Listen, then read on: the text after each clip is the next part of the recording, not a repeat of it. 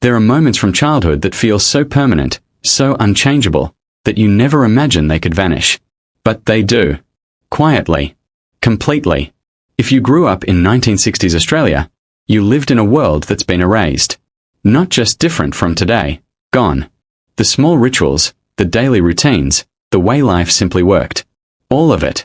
Today we are looking back at 15 everyday things Australians did in the 1960s that have disappeared completely. Not adapted. Not modernized. Vanished. Every single morning, before the sun came up, you'd hear it. The clinking of glass bottles. The hum of the milk truck rolling down your street. The milkman knew your family. Knew exactly how many bottles you needed. 2 pints on weekdays. 3 on weekends. He'd leave them on your doorstep in their wire carrier. Fresh. Cold. Creams sitting thick at the top. In summer, you had to grab them quick before they went off in the heat. In winter, the cream would freeze and push the foil cap up like a little hat. You'd bring them inside. Pour the cream off the top for Dad's porridge. The rest went straight in your tea, on your Weet-Bix, in Mum's baking. You never thought about it. The milk just appeared. Every morning. Like magic. Then supermarkets came. Plastic bottles. You drove and bought it yourself. The milkman? Gone. That daily ritual? Extinct. This one's confronting, but it was real. Absolutely real. You misbehaved at school? Talked back to the teacher? Failed to do your homework? You got the cane. Not a threat. Not a maybe. You got it. The headmaster's office. You'd wait outside, stomach churning. Your mates would whisper about how many whacks they'd heard. Then your turn. Hand out. Palm up. The cane would come down. Whack. Stinging pain shooting through your hand. You didn't cry. Not in front of everyone. You took it. Then you'd go back to class, hand throbbing, and you'd sit there for the rest of the day trying to write with fingers that felt like they were on fire. Your parents? They'd hear about it and you'd be in more trouble at home. You must have deserved it. Nobody questioned it. This was discipline. This was how things worked. Today, that's assault. Illegal. Unthinkable. But in the 60s? Just another day at school. You wanted to make a phone call? You had to hope nobody else was using the line. Because you shared it. Your phone line was shared with 3, 4, sometimes 5 other families in your street. You'd pick up the receiver and hear voices. Mrs. Henderson from down the road, gossiping with her sister. You'd wait. Hang up. Try again later. Sometimes you'd pick up and someone would bark at you. I'm on the phone. Get off. No privacy. No private conversations. Everyone could listen in if they wanted to. And some people did. They'd lift the receiver real quiet, hold their hand over the mouthpiece, and just listen. Neighborhood spies. If there was an emergency? Tough luck. You waited your turn. Eventually everyone got their own line. Private. Secure. But in the 60s, your phone conversations were basically public property. Glad wrap was revolutionary. Absolute game changer when it arrived in Australia. Before that, you covered everything with plates. Baking paper. Teatovels. Then Glad wrap hit the shops and suddenly you could seal anything. Leftovers. Half an onion. Dad's sandwich for work. Mum would stretch it tight over bowls. Press it down. Nothing was wasted. Everything got wrapped and put in the fridge. It felt futuristic. Like space-age technology right there in your kitchen. You used the same piece twice sometimes. 3 times if you were careful. Waste not, want not. Now, we've got Tupperware. Silicone lids. Reusable everything. But that first generation obsession with Glad wrap? That was pure 1960s Australia. Summer afternoons. The cricket on. But you weren't watching it. You were listening. On the radio. Alan McGilvery's voice coming through the speaker. Describing every ball. Every shot. Every movement. Dad in his chair. Cold beer. Eyes closed. Picturing it all in his head. Bonneau comes in to bowl.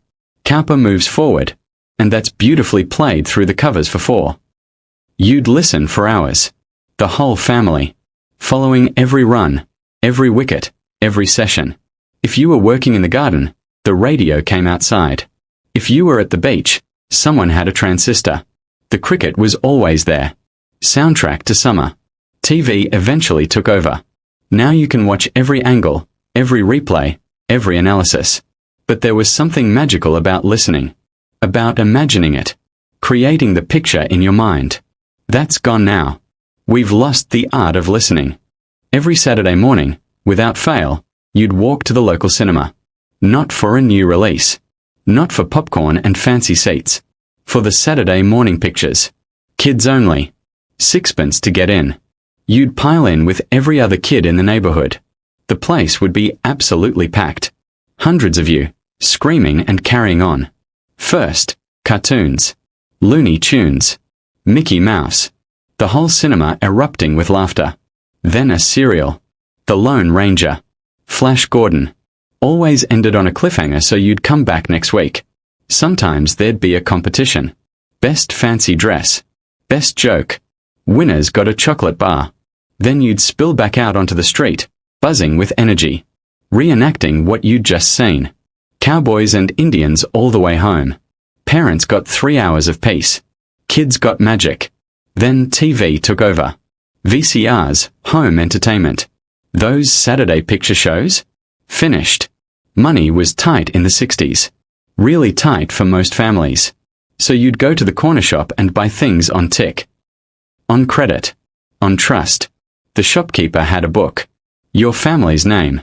Every purchase written down by hand. Put it on the book, love. Bread. Milk.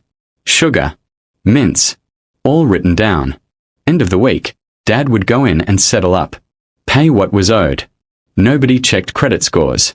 No ID required. Just trust. The shopkeeper knew you. Knew you were good for it. If you fell behind, the shopkeeper would work with you. Pay me when you can. That system ran on relationships. On community. On people knowing each other and looking out for each other. Now, credit cards. FPOS. Everything instant. Impersonal. Tracked. But that old corner shop trust? That's been dead for decades. You wanted money for lollies? For the pictures?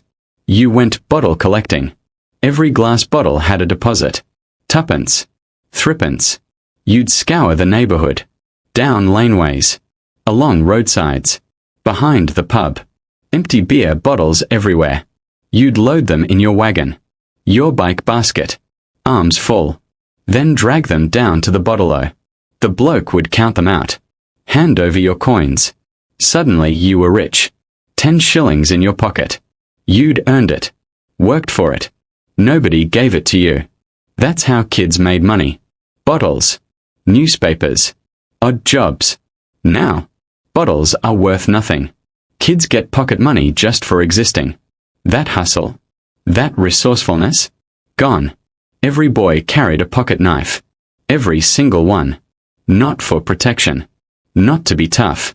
For utility. You used it to sharpen your pencils. Whittle sticks. Cut string. Open things. Fix things. At school, you'd sit in class and sharpen your pencil with your knife. The teacher wouldn't blink. You'd curl the shavings into perfect spirals. The smell of fresh wood and graphite. Your knife was a tool. Essential. Like your watch or your hanky. Lose it. Your dad would clip you around the ear. That cost good money. Try bringing a knife to school now.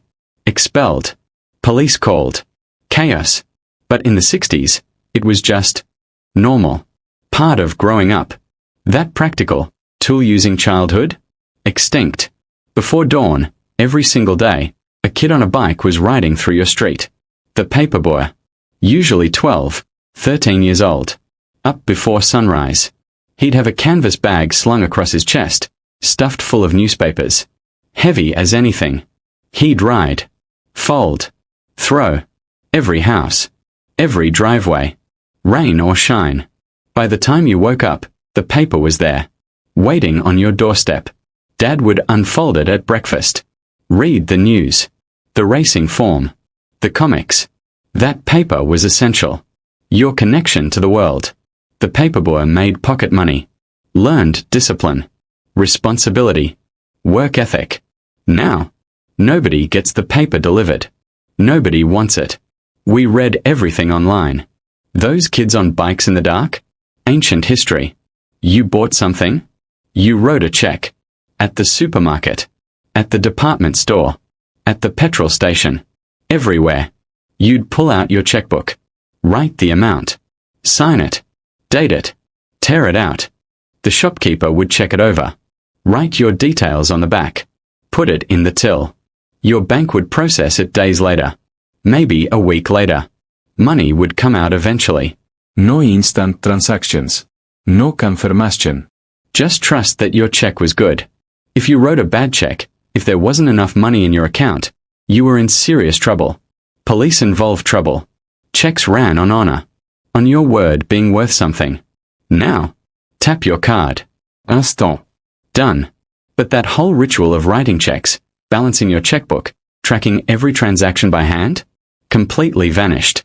Not everyone had a fridge in the early 60s. Lots of families still had an ice chest. A big insulated box.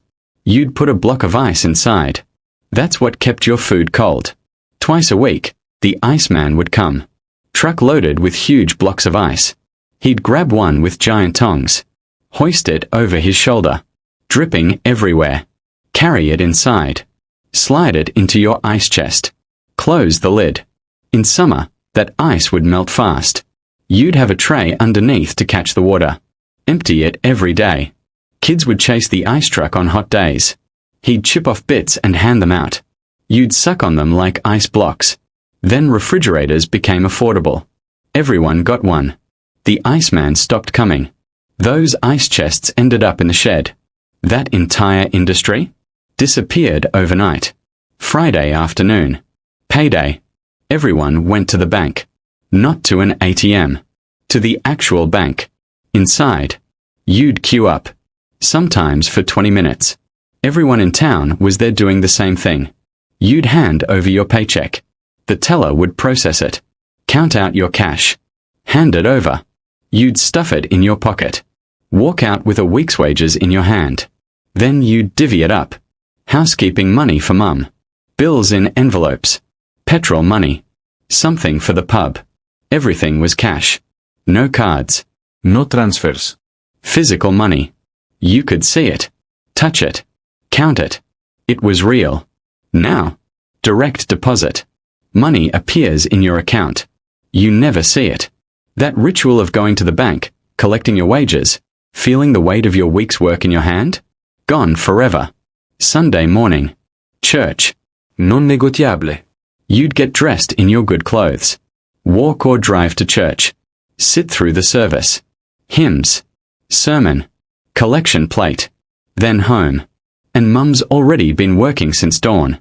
The roast was in the oven. Beef. Lamb. Chicken. Potatoes. Pumpkin. Peas. Gravy. The whole house smelled like heaven. O'clock Sharpie. Everyone at the table. Extended family sometimes. Grandparents. Aunties. Uncles. The biggest meal of the week. Formal. Proupé. Everyone in their Sunday best. You'd eat until you couldn't move. Then pudding. Pavlova. Trifle. Apple pie. Afterwards, the men would sleep in their chairs. The women would do the dishes. Kids would play outside. That was Sunday.